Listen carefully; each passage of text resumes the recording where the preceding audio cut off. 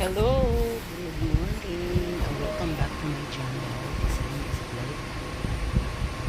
Today's video, mag-unbox ko sa inyo ng aking gawing tripod steak.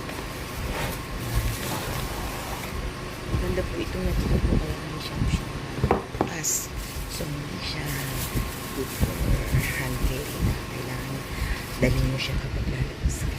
Siguro kapag may sasakyan good more inside the house kung sa akin. So ayan, nabuksan na po natin. So ayan yung kanyang mga accessories. So ayan yung cellphone or cashier ng kanyang handle ng cellphone. So siyempre yung kanyang remote selfie. So, ayan na siya. Mahaba talaga siya. Ayan. Tsaka kulay black yung nabili ko. Sa TikTok ko pala to na order. So, hindi naman to kamahalan. Parang nasa 400 plus ata yan siya. May nalaglag pa talaga. Nalaglag yung kanyang connection. Connector pala yan para mailagay natin yung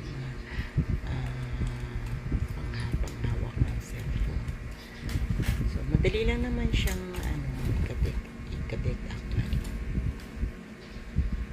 So ayan, dyan natin ilalagay yung cellphone holder.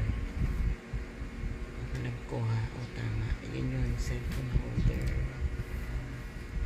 Tapos bago ilagay yung ating cellphone,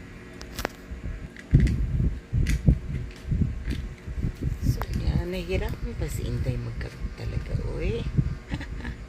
So ayan na ikabitan natin yung cellphone holder niya talaga. So pwede yan siyang nakatayo syempre, at pwede din nakahiga kung anong paano nyo gustong ilagay yung cellphone niyo pag mag-take na kayo ng video, of course. So ayan, syempre dito tayo sa YouTube, so parang nakahalang yan siya o pag ganyan siya, syempre. Kung gusto nyo naman mag-video ng patayo sa Facebook or Reels, yan, pwede din naman yan. So ayan, tinayo ko na yan siya. Grabe ang taas niya, parang lagpas pa sa akin taas. So matibay naman siyang klase. So ayan siya, tinesting ko yan siya, tumayo ko. Tignan nyo naman kataas, grabe ang taas talaga niya, as in. So pag nilagay mo siya, parang siya kalula. Pag nandun dun sa tuktok yung cellphone natin, parang siya nakakalula, diba? So ayan siya, maganda siya.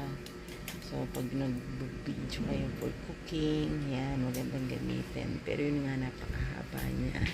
So hindi siya advisable hand carry kung nag-walking ka lang. So ayan, kung gusto niyo